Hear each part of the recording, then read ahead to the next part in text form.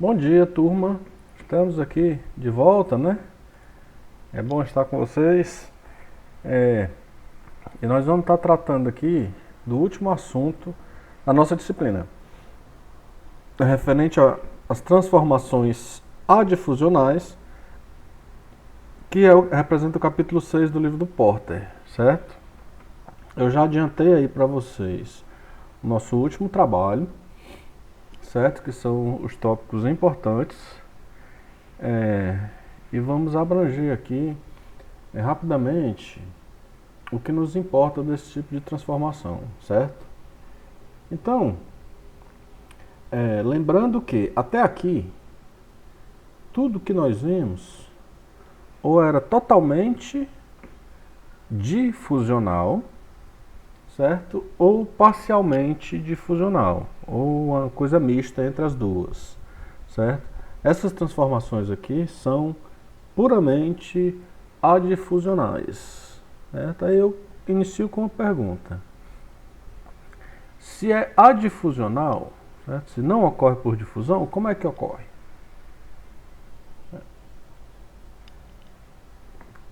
Então, essas transformações vão ocorrer, gente, pelo cisalhamento da rede cristalina, certo? Quer dizer, o deslizamento de planos cristalinos. E isso obedece algumas características, certo? Que nós vamos passar por essas características hoje, certo? E depois vamos ver algumas aplicações. Mas o princípio é esse: deformação da rede cristalina, certo? Como é que você consegue deformar uma rede cristalina de um sólido? Há duas maneiras. Quer dizer, há uma maneira só que você atinge por dois caminhos, certo? Para você deformar um sólido cristalino, conseguir cisalhar a sua rede cristalina, quer dizer, deslizar a rede cristalina, certo? Sobre os planos, plano sobre plano, você tem que aplicar tensões, certo? Força, né? Tensão é força sobre área. Então, você tem que dar um jeito de aplicar tensões que sejam fortes o suficientes para fazer os planos cristalinos deslizarem uns sobre os outros, certo? E nesse caso, isso vai gerar também transformações de fases. É outra maneira de gerar transformações de fases. Então nós vamos ver essas características, certo? E completando a resposta, as duas maneiras de você gerar essas tensões. Uma, aplicação de carga mesmo, força, certo? Deformação mecânica, na grande maioria das vezes, certo? Tensões residuais existentes em materiais deformados ou em muitos cerâmicos, que são muito compactos, certo? Ou o mais comum, que é a aplicação de um grande superresfriamento, né? Você aplica um resfriamento muito acelerado, certo? Muito acelerado mesmo, de muitos graus Celsius, dependendo do material, quer dizer, vamos falar de aços que são mais comuns, certo? Você vai a temperaturas próximas de 1000 graus e resfria em água, certo? Você tira do forno, certo? E joga dentro d'água, certo? Pode jogar em óleo, tem soluções comerciais que são preparadas com banhos de sais, certo? Até extremos. Você tira do forno a 1000 graus e joga numa solução de nitrogênio líquido, menos de 200 graus. Então, assim, isso aí vai gerar uma carga de tensões térmicas muito grande no material, suficientes para deformá-lo, com as características que nós vamos estudar a partir de agora. Tá certo? Então vamos lá. Um pouquinho de conhecimentos gerais, né? Isso aqui do livro. Dos principais processos tecnológicos para endurecimento e aumento de resistência mecânica nos aços, certo? Isso aqui em aços, esse processo térmico que eu acabei de escrever ganha o nome de têmpera, certo? E é de grande importância tecnológica para endurecimento e aumento da resistência nos aços, principalmente aços ao carbono. Nesse caso, consiste no resfriamento rápido o suficiente a partir da região monofásica austenita, não permitindo que ocorra a transformação difusional, certo? Porque se você deixar resfriar lentamente, vai ocorrer aquela decomposição eutetóide que nós já falamos tanto. O produto, essa nova fase chamada, o produto de uma transformação adifusional em aços, ganha esse apelido de martensita, que é um termo genérico para descrever o produto de uma transformação adifusional, que é uma transformação que o movimento atômico é menor que um espaçamento interatômico. Diga, opa! Primeira característica, certo? Você, ou por calor, ou por aplicação de carga, deformou, certo? Mas essa deformação, para causar transformação de fase, não é aquela deformação catastrófica que destrói o material, não. Veja bem, ela é suficiente para deslocar a rede cristalina no máximo um parâmetro de rede. Então vamos lá, aplicou as tensões, ou térmicas ou mecânicas, certo? Suficientes para deslocar a rede cristalina, planos, no máximo um parâmetro de rede. Quando acabou esse deslizamento, certo?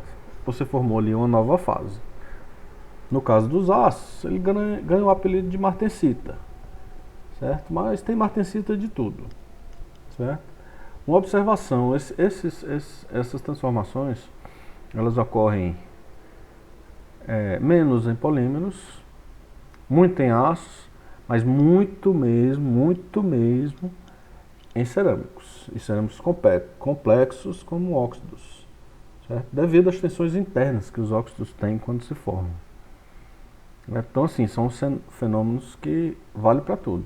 O exemplo do aço aqui, que eu vou me referir mais hoje, é porque é o mais conhecido, certo? Então vamos lá, deslizamento de planos, no máximo um parâmetro de rede, ou um espaçamento interatômico. Um pouquinho de história, né? A têmpera foi considerada durante muitos séculos uma das maravilhas da natureza. Quando Osmond descreveu uma estrutura de um aço temperado, o termo martensita foi introduzido. Todavia, a situação de perplexidade ante a natureza do fenômeno persistiu até a segunda década do século XX, quando esse cidadão aqui, Bain, descobriu uma deformação intrínseca à transformação, uma mudança de forma, certo? E propôs um mecanismo, certo? Que nós vamos nos dirigir a esse mecanismo de maneira rápida daqui a pouco. Certo? Qual é a história da têmpera no aço? Qual é a grande maravilha? Ela aumenta muito a resistência do aço. Aumenta muito. Então, assim, até os séculos 18, 19, desde a idade do metal, a turma fazia têmpera sem saber o que estava fazendo. Só foi ganhar áreas de ciência na metade do século XX, quer dizer, é coisa nova, certo? É coisa nova. Esse mecanismo proposto pode ser descrito com a deformação homogênea, que é um movimento coordenado. Coordenado quer dizer todo mundo junto. Dos átomos, converte a malha de bravais cúbicas de faces centradas em austenita tetragonal ou cúbica, de corpo centrado, da martensita e sem aços. Essa deformação, a deformação de Bain, é parte integrante das modernas teorias cristalográficas. Então, nós estamos juntando aqui uma série de características. A existência de uma distorção da malha é considerada uma característica básica. E esse movimento, esse cisalhamento da rede cristalina, no máximo um parâmetro de rede, tem associado a ela, certo? Tem associado a ela uma distorção da malha característica. Isso é outra característica das transformações difusionais, todas elas, certo? É considerada uma característica básica dessa classe de transformações não difusionais, a qual pertence à transformação martensítica observadas nos aços. Outra característica, isso aqui que eu falei, coordenado quer dizer todo mundo junto. Aqui difere das difusionais, porque difusionais, os átomos, movimento atômico, né, termicamente ativado, mas ele vai para onde? O átomo pula para onde? Para onde der, para onde tiver espaço. É movimento aleatório de Einstein. Aqui não. A rede se desloca toda junta, certo? Todos os átomos juntos. Um plano desliza sobre o outro, um parâmetro de rede, certo? Tendo como consequência uma distorção característica da malha. Essas são as características das transformações martensíticas, certo? Seguindo o modelo de Bain, que vale para as transformações de todos os materiais, certo? Contrastando com o desenvolvimento alcançado na cristalografia, que também é da metade do século XX, os aspectos cinéticos das transformações permanecem carentes de racionalização até o fim dos anos 50. A ideia reinante é que a martensita seria o produto de uma ação atérmica não difusional. Beleza. Até aqui, só se tinha a ideia dessa transformação para um resfriamento muito acelerado, certo? Todavia, a descoberta de uma reação isotérmica a temperatura constante, certo? Por esses cidadãos aqui, Kuzhimov e Maximov, teve início uma sequência de investigações sistemáticas com o objetivo de racionalizar os aspectos cinéticos.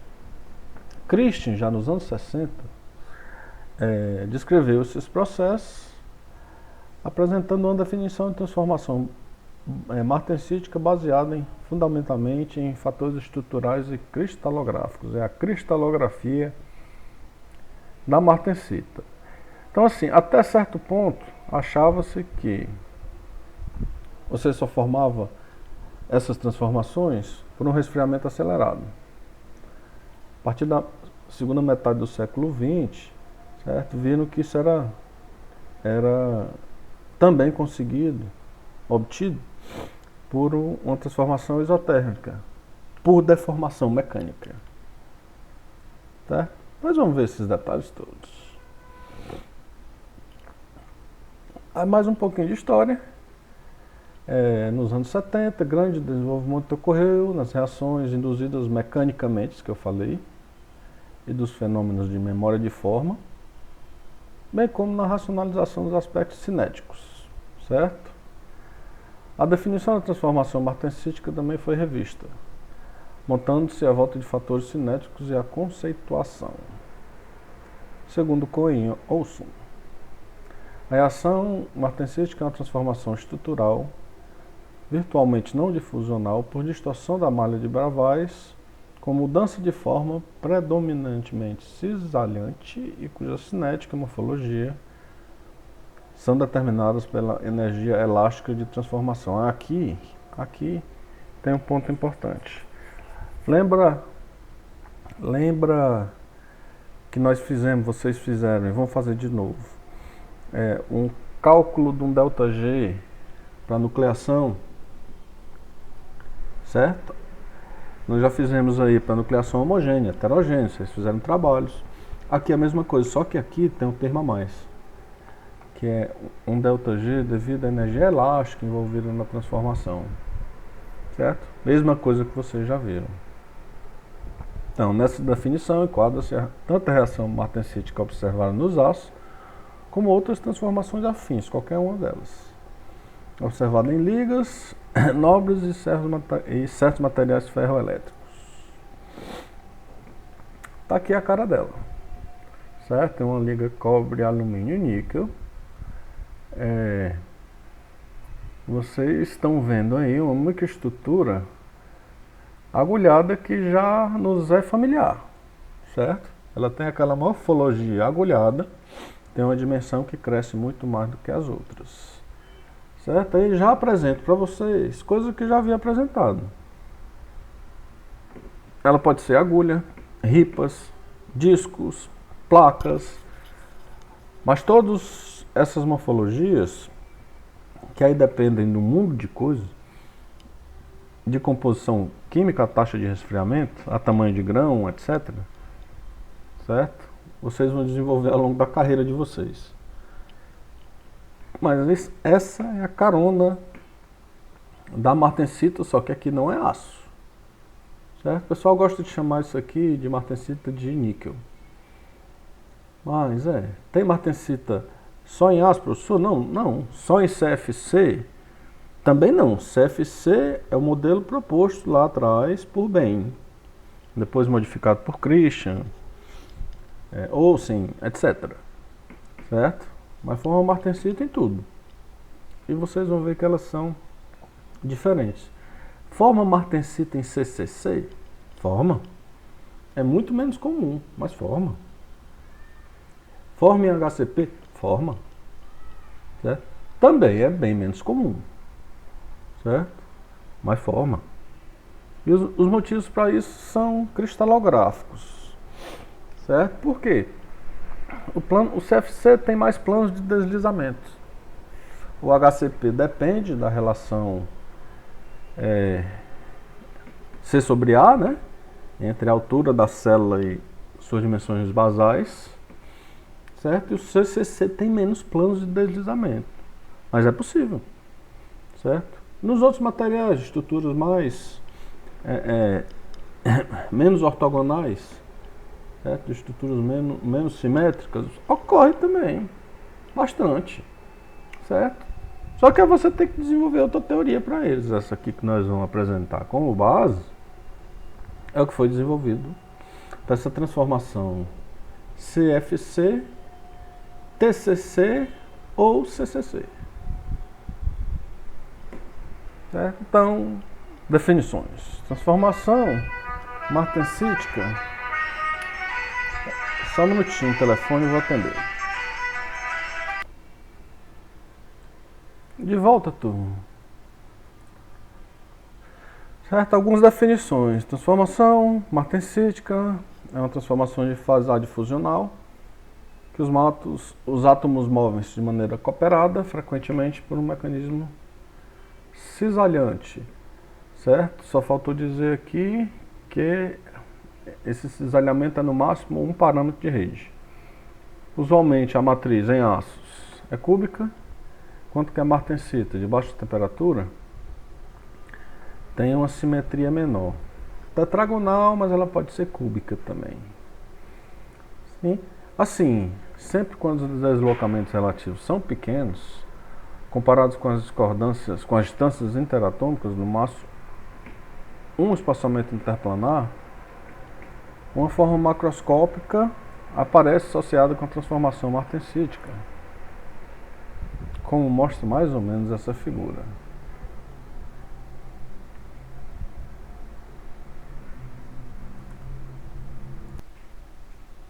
Após nova pausa, certo? Isso aqui é um modelo simplificado, onde você tem uma fase matriz, certo? E após a aplicação de um esforço, você tem o deslocamento da rede cristalina, certo? Vamos imaginar isso aqui, ó. Você tem aqui um cubozinho, né? Certo? Teve a aplicação de um esforço. Se você reparar, esse plano aqui, ele só se moveu um parâmetro de rede em relação ao de baixo. Estava bem para cá, pulou para cá. Esse aqui estava aqui, pulou só um átomo para esse novo espaço. Essa nova fase aqui, o produto da transformação martensítica, certo?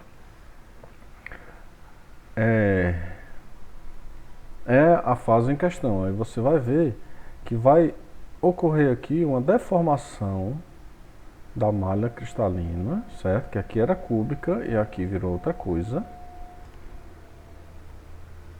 certo? E isso tem uma implicação macroscópica, certo? Isso é outra característica da transformação. Certo? Então vamos imaginar aí, ó. Transformação por cisalhamento, essas aqui são ditas transformações adifusionais ou cisalhantes, onde o deslocamento da rede se dá no máximo por um parâmetro de rede. Toda a rede se desloca junta, certo? A rede se desloca junta. É movimento cooperado dos átomos. E você tem como característica um estado de tensões, uma deformação característica, que ela é a nível atômico, mas ela se transfere para a escala macroscópica. Então, assim, produto das transformações martensíticas, ele pode causar deformações, sim, no seu material. Certo? E deformações para os engenheiros aí, sabe que é um negócio terrível, né? Você faz uma peça. Vamos imaginar aqui, um pino para entrar no furo, aí trata o pino, certo? E ele sofre uma deformação, não entra mais no furo. E aí? Perdeu um lote? Certo? Isso aqui é um modelo bastante simplificado, gente, mas isso aqui é válido para todos os materiais. Eu gosto desses exemplos porque é uma coisa que é válida para tudo, a partir de um modelo bem simplificado. Porque se vocês vão, nós virmos daqui a pouco, o modelo de Bain já é uma coisa mais complexa. Certo? Como é que ele explica isso? Certo? Ou seja, aqui você tem uma representação esquemática, certo? Associada com a transformação martensítica, aqui de um monocristal, onde você tem uma fase matriz original gama, certo? Tá bem aqui ela. E depois da deformação, você tem uma fasezinha aqui, chamada de alfa linha, que é a martensita mais comum em aços, que tem uma morfologia diferente e vai gerar uma pequena distorção aqui na rede, ó, que se transfere para a escala macroscópica. Aqui eu apresento para vocês essa definição aqui de plano de hábito, habit plane em inglês, certo? Aqui você tem gama, aqui você tem alfa linha, a martensita, certo? Mas tem um plano que é comum às duas. E esse plano ele é livre de tensões, chamado de plano de hábito, certo? Aqui novamente você tem uma representação de um plano de hábito e um experimentozinho que se faz, certo? Você arranja uma matriz, um materialzinho com fase matriz, você aplica uma deformação, certo? Você vai ver que vai formar um pequeno relevo, certo? Que vai transferir-se para a superfície. Então a gente faz um risco no material, certo? Antes e depois da deformação, você vai ver que depois da deformação você vai ter formado um desvio nesse risco, certo? Nessa reta. Experimentozinho que a gente faz aqui para brincar na graduação. Aqui muitos exemplos de martensitas obtidas por nós aqui no laboratório, certo? Novamente essa liga aqui, ela é muito transformável, certo? E aqui uma figura de polo inversa. Aqui, quer dizer, aqui você tem os planos formados, certo? Em função da sua orientação. Então assim, na figura onde tiver vermelho, quer dizer que o plano paralelo à superfície aí é o 0001, sistema HCP. Onde tiver verde, que tem mais, o que está paralelo à superfície é esse plano aqui, 10 menos 10, certo? Que são aqueles planos da lateral do prisma hexagonal, certo? São os planos prismáticos. E onde tiver mais azulzinho, é próximo do 001. Então, essa é uma característica importante também, que as martensitas elas se formam Tá vendo que as martensitas aqui são essas fases mais verdinhas. Elas se formam próximo de uma orientação preferencial. Tá quase tudo verde aqui. Certo? Isso aqui é uma técnica por difração de elétrons que a gente faz aí no laboratório. Certo? Então vamos lá falar um pouquinho das transformações. As primeiras agulhas são formadas na temperatura ms. Marcelo, o que é ms? Martensite Start. Em português, o pessoal, a literatura traz como MI. Início de martensita. Certo? Em ácidos baixo carbono, isso aí gira em torno de 500 graus. Quer dizer, você tem que esfriar a partir do campo austenítico monofásico e resfriar rapidamente para baixo de 500. Mas essa MS aqui, a temperatura que inicia a formação de martensita, ela varia muito com a composição química. Nos ácidos carbono, ela diminui com o aumento do carbono. Quer dizer, quanto mais carbono, menor é a temperatura de início de transformação. Certo? MF é a temperatura que não há mais, a partir da qual não há mais aumento da transformação martensítica. Num TTT, está bem aqui, ó, início e final de transformação. Certo? E nos ácidos ao carbono, você não forma 100% de martensita. Certo? É comum você ter entre 10 a 15% de austenita retida. Certo? Não transformou tudo em martensita. Em outros materiais, com outras composições químicas. Esse processo, gente, é muito sensível à composição química. Certo? Então, variando a composição química, isso varia bastante. Certo? Aqui está repetido o slide, né? Certo? E uma observação aqui. Certo? Eu gosto de chamar isso aqui de desmistificando a martensita. Por quê? Porque em ácidos ao carbono, da onde vem esse estudo, esse material sofre um aumento de resistência muito grande, às vezes dobra. Certo? Dependendo da composição química, triplica, né, para o mesmo material. Então, assim, é bem eficiente. Mas isso se dá por uma característica em particular. Isso aí, você está dizendo então que toda martensita é dura? De jeito nenhum. Estou dizendo que em ácidos carbono, sim. Certo? Então, linhas gerais. A martensita é muito eficiente no aumento de resistência mecânica em metais, nos ácidos que contêm carbono. Se não contiver, isso pode aumentar, mas pode diminuir a resistência mecânica. Na verdade, se não tiver carbono, na grande maioria das vezes, você reduz. A fase martensítica ela é menos resistente do que a fase mãe. Certo? Então, isso é passível de investigação. Eu estou trabalhando com uma liga chamada de Maraging. São ácidos de ultra alta resistência. Certo? Que ele no estado envelhecido, que é como ele opera, ele tem mais de 10 vezes, certo? Chega a 15 vezes a resistência mecânica do aço comum ao carbono. É impossível trabalhar com esse nível de dureza aí de resistência mecânica. É impossível trabalhar. Aí sabe o que você faz? Tempera. Resfria rapidamente. É um material muito ligado, ele forma martensita macia. Certo? Aí corta igual a manteiga. Você faz o que quer dele.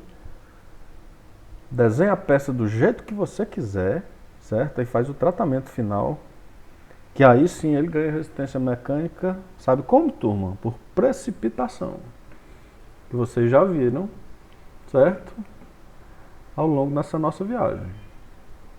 Então, nesse caso, esse material não tem carbono. O que você faz? Faz uma transformação martensítica dessa. Não tem carbono, forma uma martensita mole.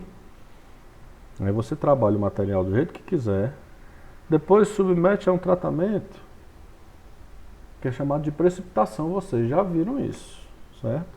Quando precipitam as fases duras lá, aí, meu amigo, aí só Jesus na causa, viu, para cortar esse material. Nós não temos como trabalhar, não. A pergunta é, por que isso? Certo? Então vamos lá. Aonde tem carbono, vamos ver. O carbono no CFC, ele pode situar em dois sítios, certo?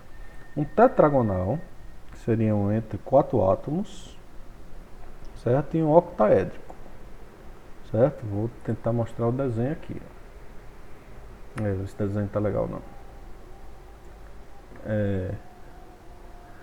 Mas o sítio tetragonal, que aqui está mostrando em corte. No sítio tetragonal, o átomo de carbono, que é esse escurinho aqui, ele vai ficar no centro de uma pirâmide de base triangular, certo?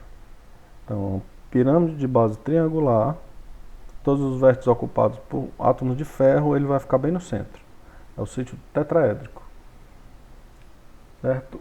O sítio octaédrico, tetraédrico por quê? Porque ele fica circundado por 4 planos, 4 prismas. Os 3 das laterais e o da base. O octaédrico é um sítio que fica, certo, bem na base de 2 pirâmides,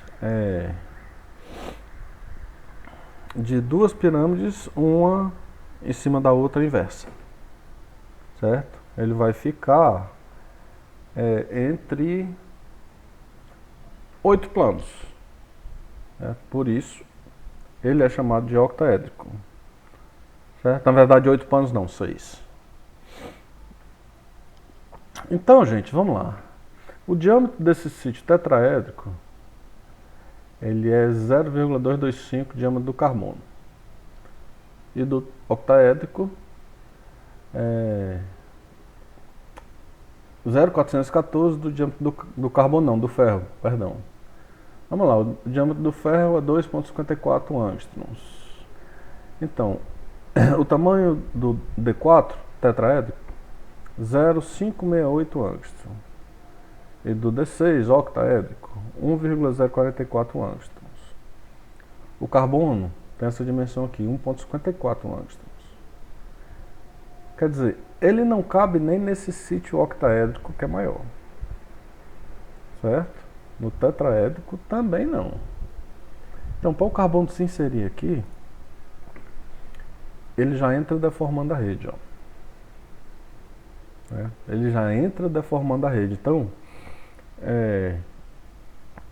o carbono ele causa forte deformação na rede cristalina do ferro, certo? Ele insere ali um nível de tensões muito alto, certo? Um nível de tensões muito alto. Então, isso vai impedir movimentação de discordâncias, vai dificultar, certo? Aumentando a resistência mecânica. Se não tiver carbono, na maioria das vezes você não tem esse aumento de resistência mecânica. Aí você tem que estudar de sistema para sistema, de metal para metal, de material para material, certo? Então, a formação da martensita, ela distorce a rede para uma estrutura tetragonal de corpo centrado, certo? BCT, Body Centered Tetragonal. Ok, mas isso vai depender do teor de carbono. Essa é uma discussão entre os metalurgistas. A martensita é tetragonal ou é cúbica? Depende do teor de carbono. Tem essa relaçãozinha aqui que diz que se C for igual a A, quer dizer que você forma martensita cúbica. Ou, se o teor de carbono for muito baixo, à medida que esse teor aqui vai aumentando, certo? C difere muito de A, essa relação C sobre A aqui, aí você forma martensita tetragonal. se isso aqui fosse 0, C é virtualmente igual a A. Então é martensita cúbica. Não é isso? Mistura cristalina cúbica. Então assim, essa aí é a história do carbono. Tem carbono forma martensita dura? Sim. Não tem forma martensita dura? Tem que investigar. Na maioria das vezes não. Não vão sair dizendo por aí, professor Marcelo não doidou. Certo? Mas isso é fato, é ciência. Então vamos ver aqui vários exemplos. Vários exemplos de sistemas que formam martensitas. E que martensitas são essas? Ó. De 0 até 0,4 carbono, você sai de um CFC para um tetragonal, certo? Tendo essa relação de orientação aqui entre a fase gama e a fase alfa-linha, que é a martensita tetragonal alfa-linha, certo? Ao longo dessas direções aqui.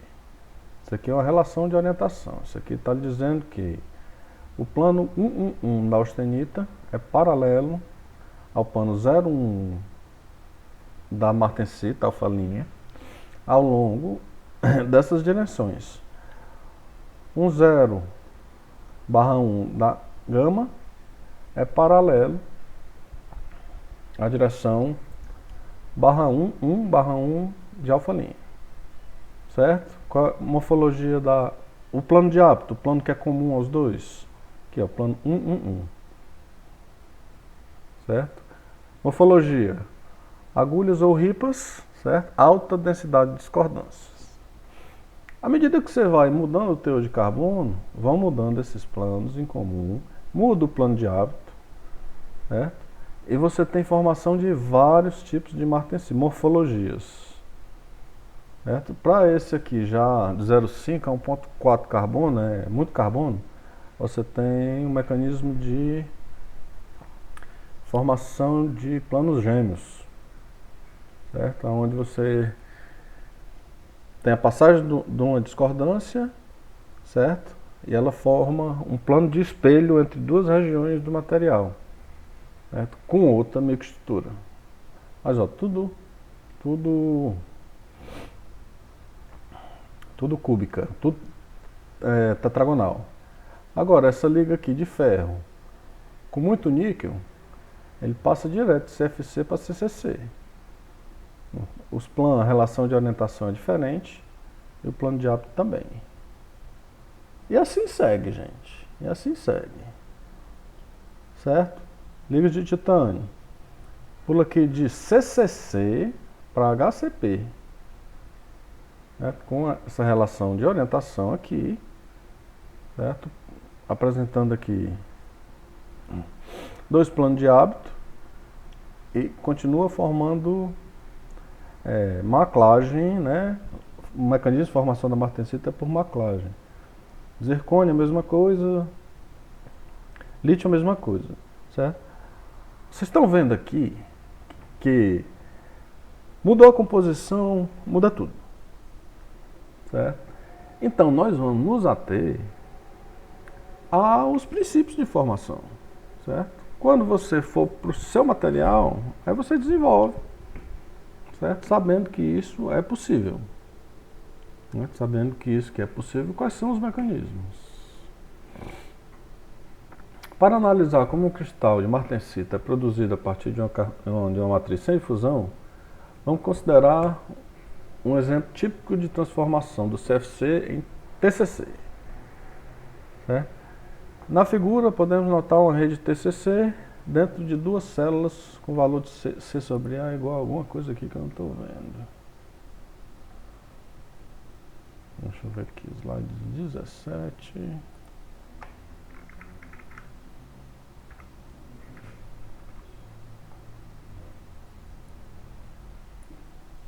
Cortou alguma coisa aqui, gente. Tem que procurar isso aqui no livro.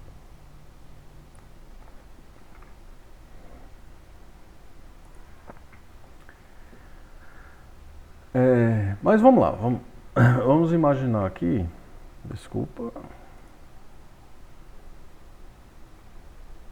A figura aqui, embora esteja um pouco distorcida, aqui é o seguinte. você imagine que aqui você tem um cubo com estrutura CFC, certo? Tá aqui o CFC. Esse átomo dos dois vértices, esse aqui dessas duas faces, certo? Aí você preenche o restante. Esses outros vértices e as outras faces. Estão vendo isso? Aqui do outro lado a mesma coisa. Os vértices do vértice, esse átomo aqui dessa face que é comum aos dois, certo? Face inferior e face superior. Aí você preenche o resto. Os vértices e o restante das faces. Agora, entre elas duas, foi isso que é 1 sobre raiz de 2 a 0. Tem que escrever isso ali. Entre essas duas, veja bem. Facilmente, com um pequeno deslocamento, com uma pequena deformação, você tem aqui intrinsecamente uma estrutura tetragonal de face centrada, de corpo centrado, estão vendo? Aqui, ó. Se esse Z se expandir nessa direção, certo? Você sai dessa estrutura cúbica, transforma numa tetragonal, e essa é de corpo centrado, ó, tá aqui, ó. 4 átomos no vértice superior, 4 átomos no vértice inferior, nos vértices inferiores, e bem no meio do corpo da célula, outro átomo. Como você teve deformação em um sentido,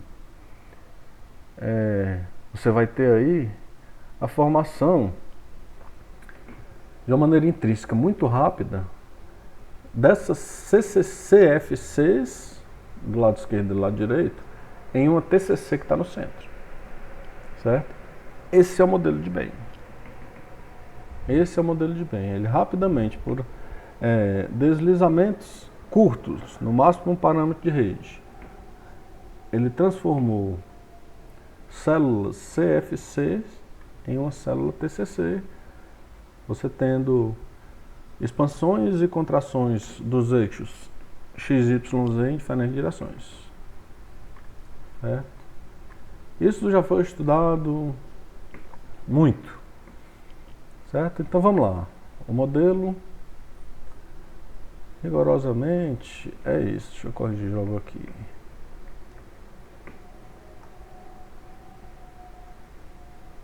Não vai dar para corrigir agora, quer ver? Tudo bem. Esse modelo diz que, certo? Como é que uma estrutura TCC pode se formar com CFC com o mínimo de movimento atômico? Isso se dá com a contração de 20% da célula em uma direção e expansão nas outras duas direções. Ele propõe isso aqui, 20% na direção Z, certo? E 12% de expansão em X e Y.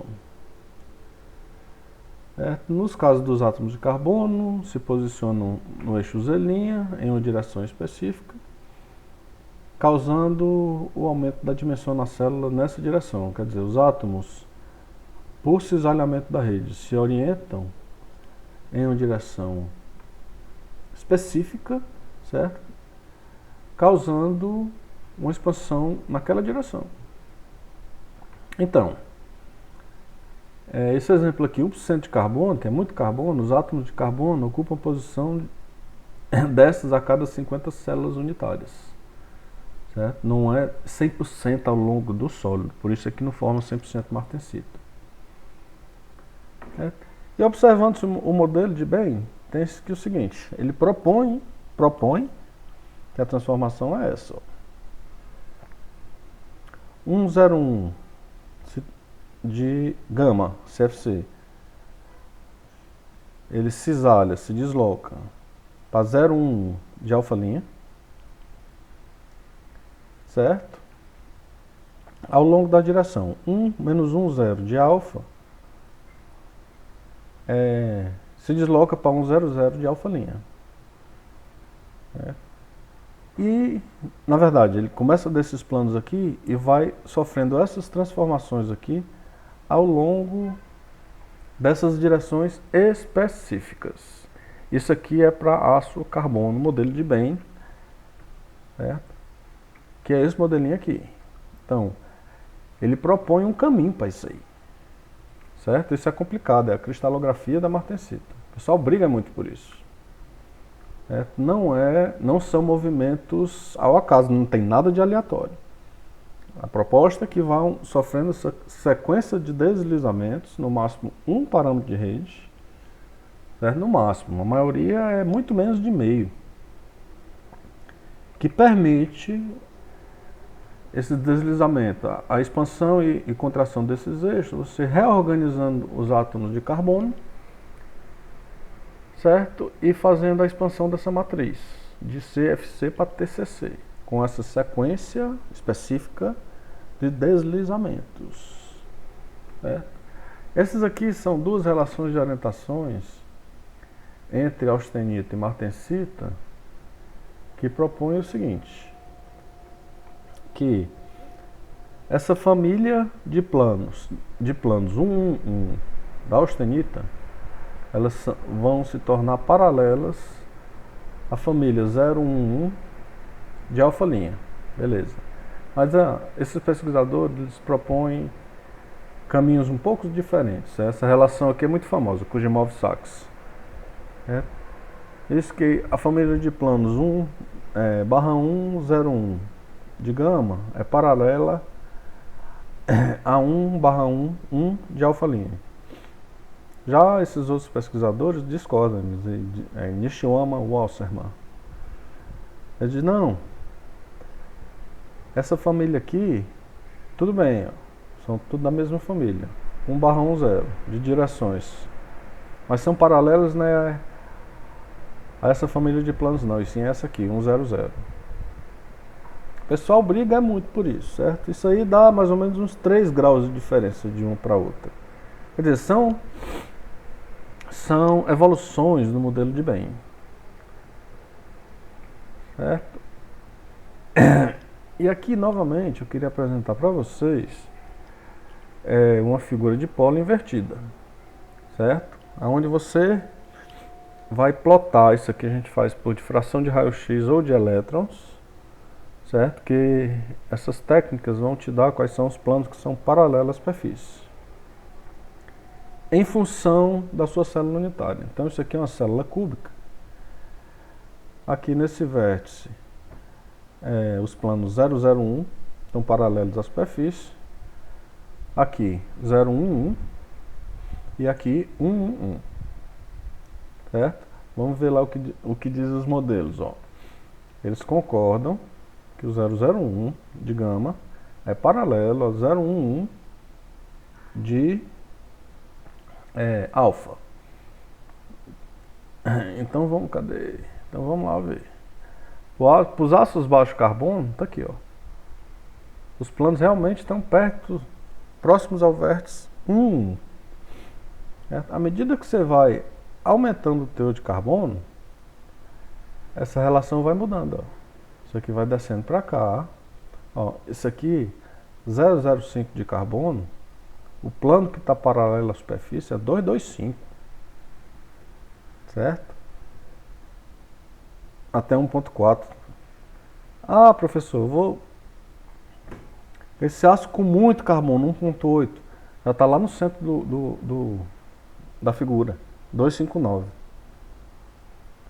Então, assim, importante daqui, isso aqui a gente mede em laboratório, isso aqui é pesquisa, certo? O modelo está aqui, ó, esse modelo de Bain. Aqui os planos que ficam paralelos à superfície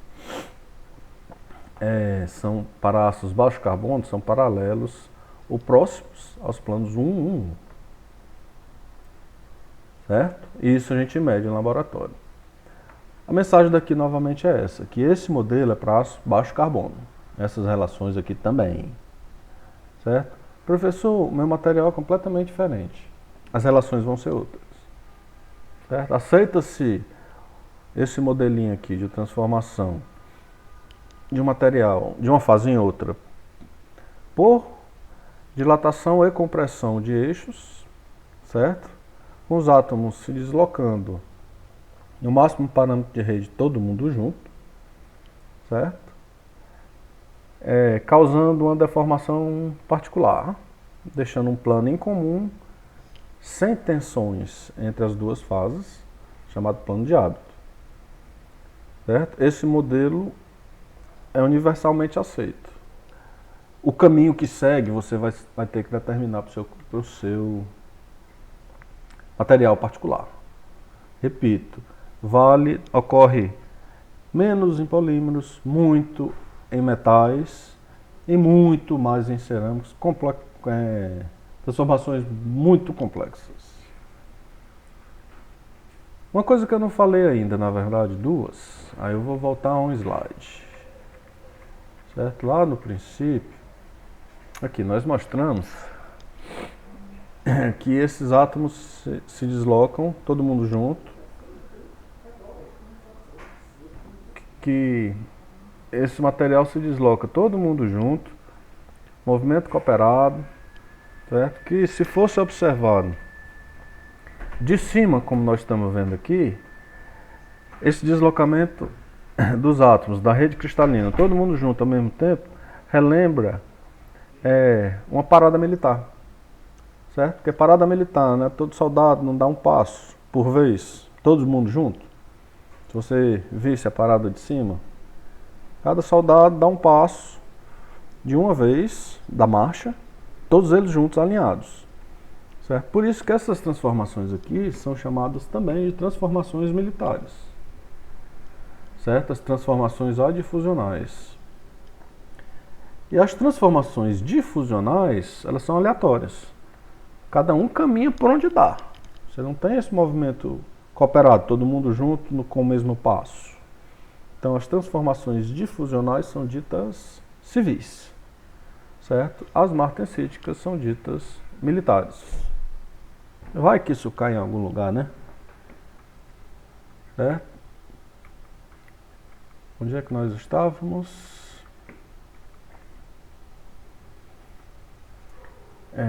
Passando aqui. Certo? Isso aqui é um esquemático. Tem aí no livro de vocês uma figura, acho que é 6.6, certo? Que faz essa relação aí de eixos, certo? Para você mostrar a parte elástica da deformação, certo? Então, essa figura aqui, você tem o que apresenta na outra figura em 3 dimensões, seria uma esfera, com os seus 3 eixos, certo? E aqui você fez um elipsoide de revolução, jogou isso em 2 dimensões, certo? Então vamos ver os eixos aqui, ó. Depois da transformação, o eixo X' sofreu uma expansão, certo? O X saiu daqui e veio para cá, certo? Então você teve uma expansão nessa direção. O eixo Y', que está no espaço, não dá para ver aqui, é a mesma coisa, ó. Mas ele é a projeção da onde estava no espaço aqui sobre o círculo, certo? O círculo é a projeção da esfera. O eixo Y' também sofreu uma expansão, certo? E o eixo Z', que estava bem aqui, sofreu uma contração. Então, expansão em 2 eixos, contração em outro, certo? E, como observação, esse corte AA, certo? Tanto antes da transformação, representado aqui pelo círculo, quanto depois, representado pela elipse, está no mesmo lugar. Então, ao longo dessa direção AA, desse plano AA, certo? Você não teve tensões. É o plano de hábito, certo? Tem um plano livre de tensões. Certo? Isso entra na parte, gente, de definição. Como eu disse lá, juntando todas essas características que eu disse, que já foi muita coisa. Certo? A formação da martensita, certo? Ela causa essa deformação aqui, e isso se transporta para macroscópico, certo? Pode ser esse mecanismo aqui, certo? Onde você tem aqui um empenamento, né, da rede cristalina, ou podem ser vários passinhos de planos gêmeos ou de máculas, certo? Que esses planos gêmeos ou máculas, lembrando, passou uma discordância, essa discordância causou um deslocamento que causou um espelho entre dois lados do cristal, certo? Aproveito aqui para dizer, acho eu que é a última característica, certo? Como é que ocorre essa deformação, o cisalhamento dessa rede? O cisalhamento dessa rede, ele depende do passeio de discordâncias, certo? Se essas discordâncias movimentam-se, elas conseguem causar esse deslizamento dos planos cristalinos. Quer dizer, a discordância passeia em um sentido, o plano desliza no sentido oposto, certo? Se não houver movimentação de discordância, não há essa deformação, quer dizer, esse cisalhamento, esse deslizamento dos planos, certo? E aí volta para a teoria de Bain. Esse passeio das discordâncias não é aleatório, certo? Esse passeio para os ácidos ao carbono, segue esse caminho aqui que ele está propondo, né? Quer dizer, porque o cisalhamento da rede é consequência, tá entendendo?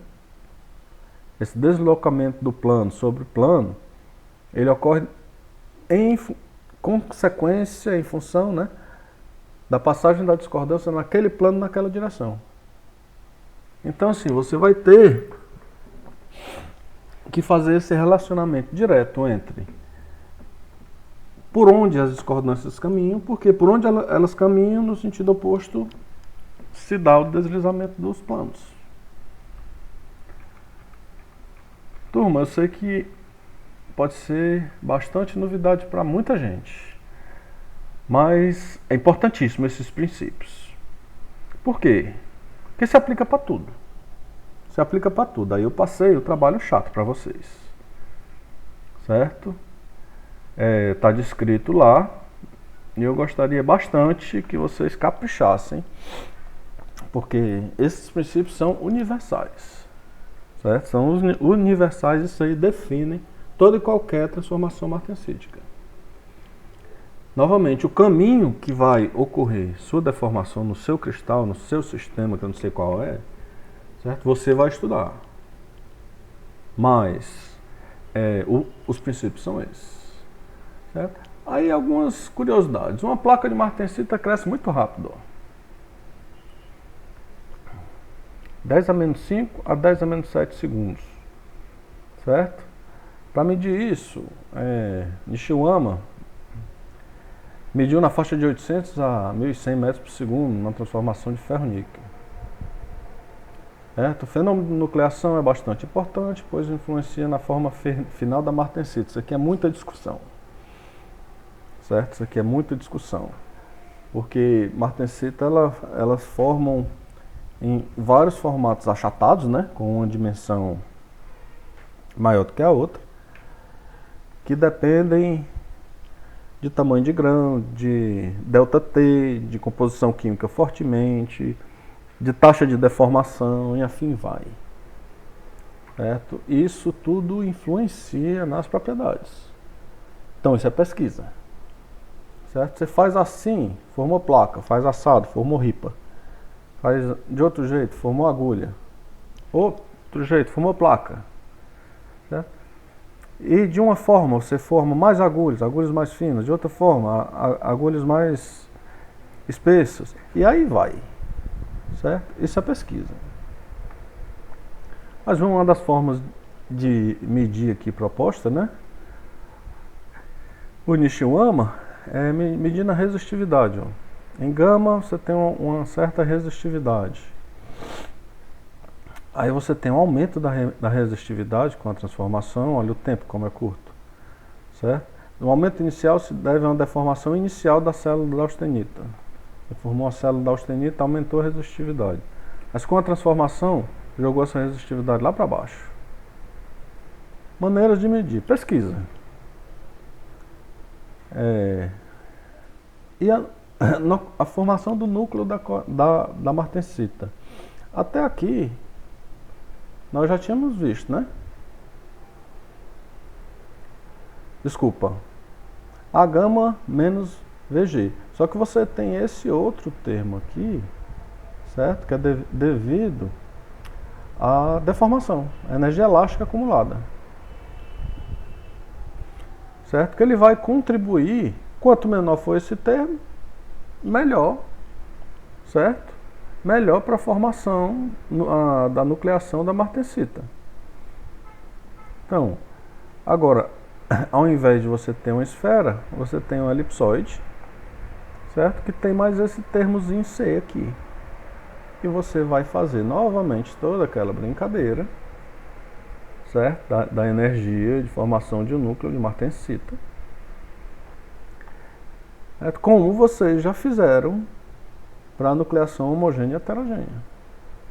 Mesma história, certo? Mesma história. O termo elástico, aqui, ó, o que vocês tinham feito era só em função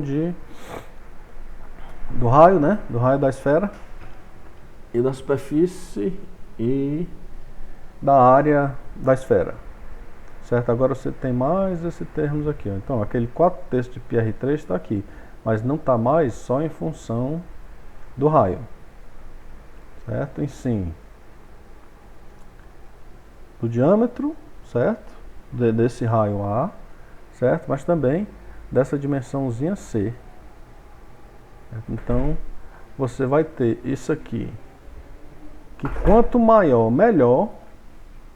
Porque quanto maior esse termo aqui, menor o excesso de energia livre induzido. Mas você vai ter esse outro termo aqui, certo? Que também não existia, certo? Aí vocês vão mostrar para mim de onde foi que veio isso aqui no trabalho de vocês, certo? Isso aí, repita, esse termo aqui, ó. Energia de deformação. Ok? E esse aqui já é velho conhecido.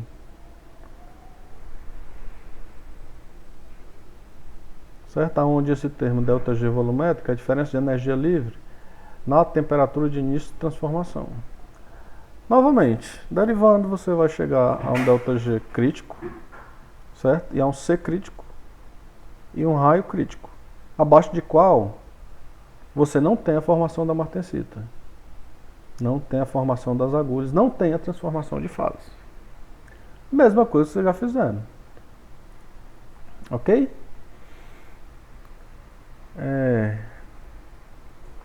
Vamos lá, em experimentos com monocristais ferro-níquel, mostra que nem todas as partículas se transformam mesmo resfriadas a 4 Kelvin, certo? O número médio de núcleos foi da ordem de 10 a quarta por milímetro cúbico, menos do que o esperado para a pura nucleação homogênea, quer dizer, a nucleação homogênea está ocorrendo, né? O número de núcleos aumenta com o superresfriamento antes da transformação. Então você tem a mesma coisa, núcleo, transformação, crescimento. Certo? O número de núcleos é independente do tamanho de grão. Isso aqui é uma discussão danada. Certo? A superfície não parece ser o local preferido. As conclusões sugerem que a superfície de contorno de grão pouco contribui para a nucleação, estando a transformação sendo iniciada nos defeitos, provavelmente discordâncias. Certo? Alguns pesquisadores consideram várias possibilidades de sítios de nucleação, não vou entrar nisso não. Certo? Por exemplo, Zener mostrou que movimentos de discordâncias parciais ao longo da direção 1, 2, durante uma maclagem, pode gerar uma fina região de CCC a partir de um CFC. Pesquisa dele. Esse é o modelo de Zener. Certo? Christian já produz outro modelo aqui. Então, o pessoal vai produzindo seus modelos, isso está disposto aí no livro, não vou cobrar isso de vocês, certo? É bom ter essa observação. Não vou cobrar isso de vocês, esses modelos. Então, enfim.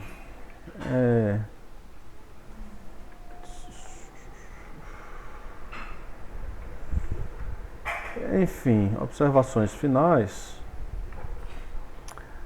é que o modelo proposto, certo?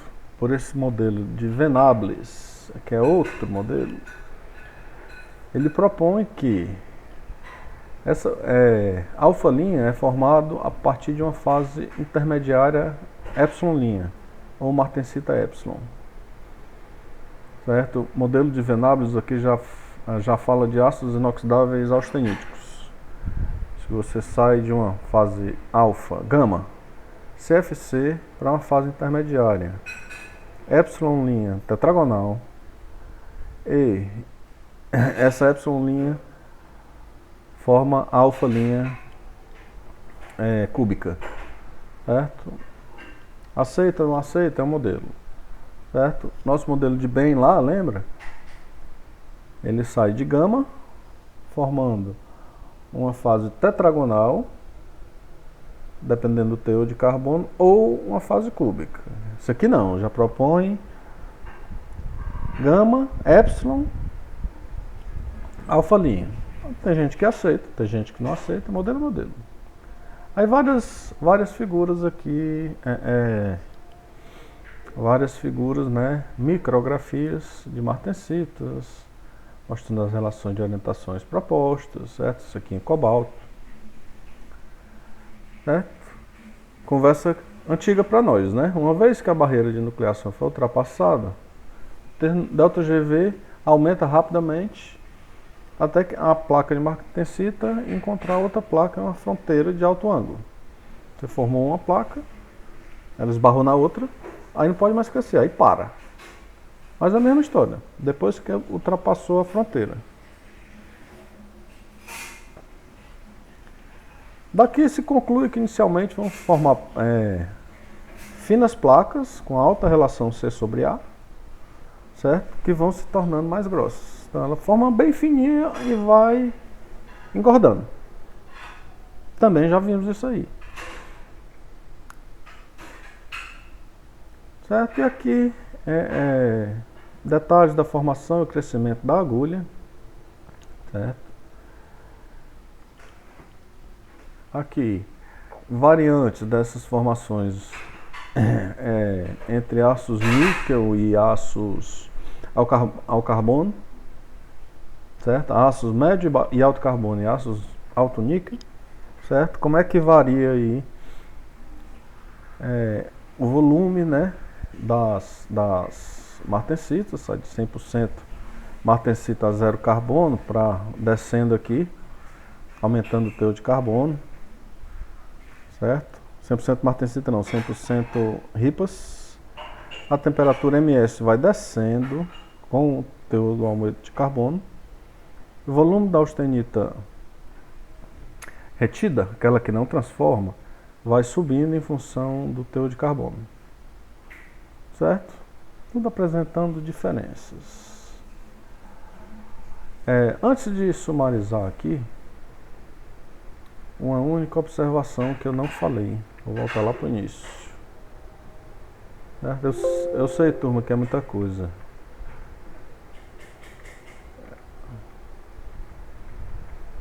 Eu não coloquei a figura, foi? Foi. Então vamos lá. Vou mostrar a figura no livro, viu? Ainda não acaba aqui não. Em sumário, as teorias de nucleação e crescimento de martensita estão longe de estarem desenvolvidas a um estado onde eles podem ser usados em qualquer maneira prática. Quer dizer, cada sistema tem que ser o seu, certo? Como o controle da estrutura fina do produto final. A teoria, ela não está fechada, certo? Não tem uma teoria única, global. Você tem a ideia e você desenvolve para cada sistema. Parece que a nucleação está fortemente associada com a presença de discordâncias e o processo de Ausforming, certo? Ausforming é a formação da austenita. antes da transformação. Certo? E isso pode possivelmente ser influenciado por essa característica se nós soubéssemos os mecanismos de nucleação.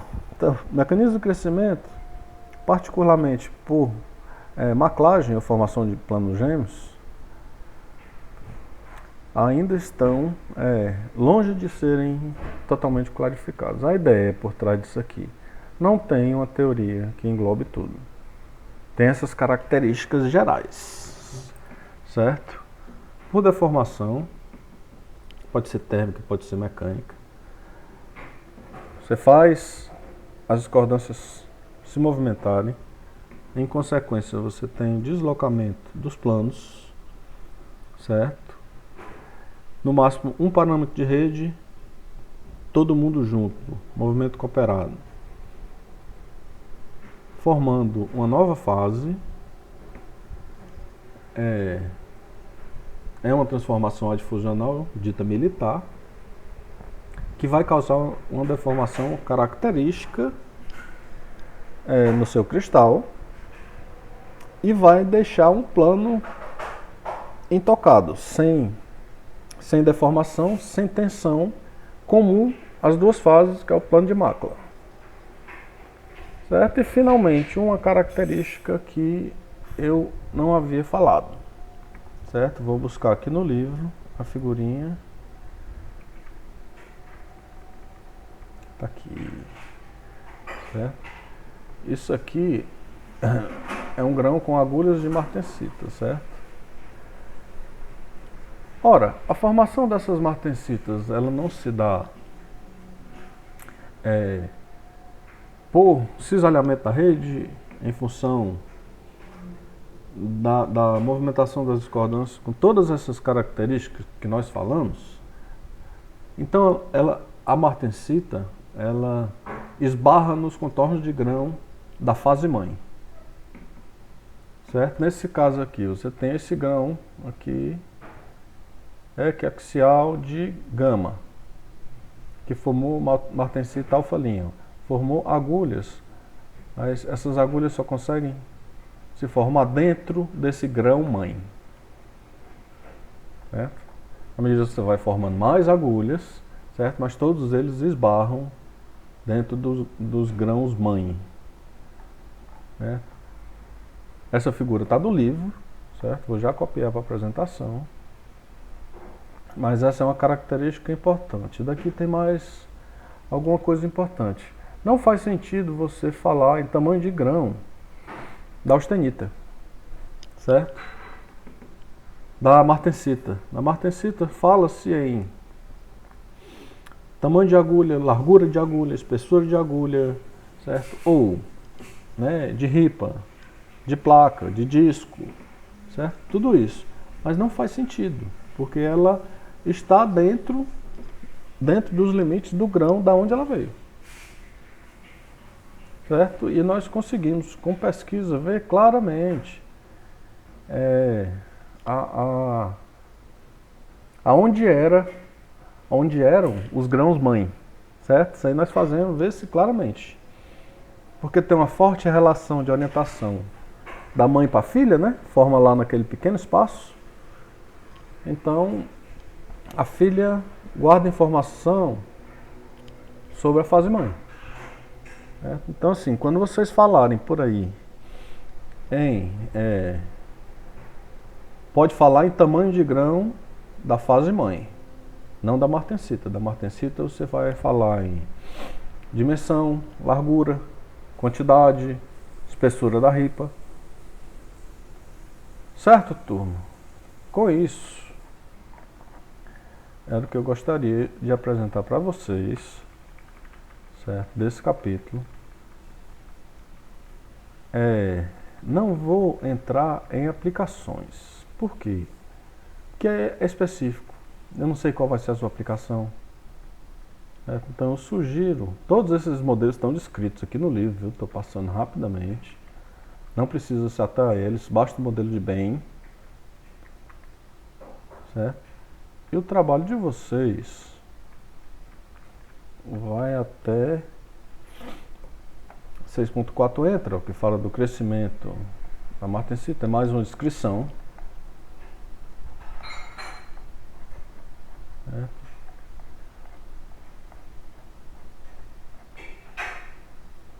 Para onde estabiliza, relação com o tamanho de grão, fenômeno da pré-martensita. Isso aqui é o último tópico do trabalho de vocês, certo? Não, tem aqui esse tratamento 6.6, tópico 6.6, certo? Que fala do tratamento que você aplica após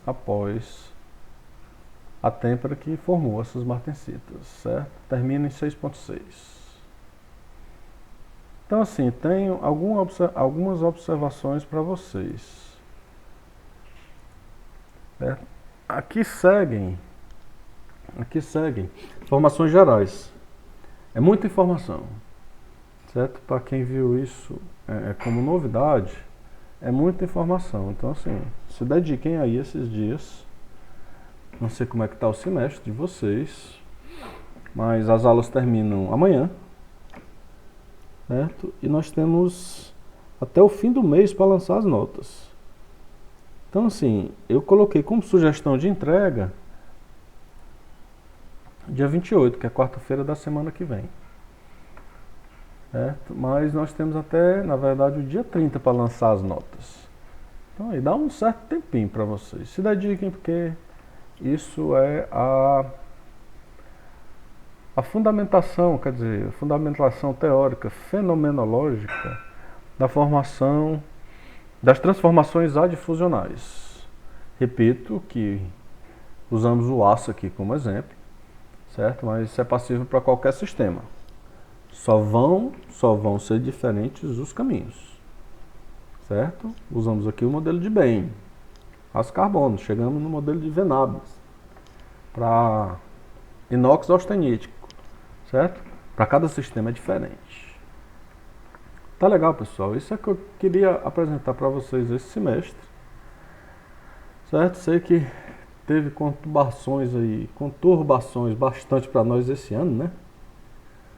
Mas ficaria bem feliz, vocês saírem dessa disciplina tendo esses princípios arraigados, porque isso aqui é para carreira, certo? Isso aqui não é para uma aplicação específica. Há duas disciplinas no nosso programa, na sequência, que quem quiser aprofundar deve fazer, certo? Uma é teoria dos defeitos, certo? Que vai abranger muito fortemente essa história de passeio de discordâncias, em que direção, certo? Que vai explicar a matemática de como você chegou nesses modelos aí, certo? Recomendo para quem precisar disso. E tem outra disciplina que trata das caracterização de materiais técnicas, que é muito boa, que aí vocês vão ver como é que a gente consegue enxergar isso, orientação desses planos, como é que a gente sabe como é que o plano está deslizando e tal, certo? Eu acho que completa a formação de vocês, quem for seguir por esse caminho, certo? Reitero aqui que foi um prazer trabalhar com vocês, certo? Vocês sabem onde me achar, vocês têm meus contatos aí, certo? Lá no nosso bloco, a minha sala é a primeira do lado direito, apesar que eu fico mais no laboratório, certo? E ainda vou conversar com vocês sobre nota, mas de uma forma geral eu encerro por aqui, dizendo que foi um prazer enorme, estou ansioso para encontrá-los pessoalmente, certo? Que pessoalmente eu só encontrei Rafael, Rodrigo, acho que só. Não, se eu estou esquecendo alguém aí, me perdoe. Mas, certo, é um prazer trabalhar com vocês. Eu gosto muito dessa disciplina, acho ela muito importante. Espero que vocês tenham gostado. Certo? Aguardo feedback e aguardo os trabalhos de vocês aqui. Eu me despeço por hoje e nós vamos agora conversar sobre notas. Mas para isso eu preciso dos trabalhos, viu, gente? Tenham todos uma boa semana, certo? Vou me despedindo por aqui, que hoje é meu aniversário de 50 anos. Eu vou já pra praia beber cerveja. Tá combinado com vocês? Alguém quer ir? Boa semana, pessoal. Boa sorte.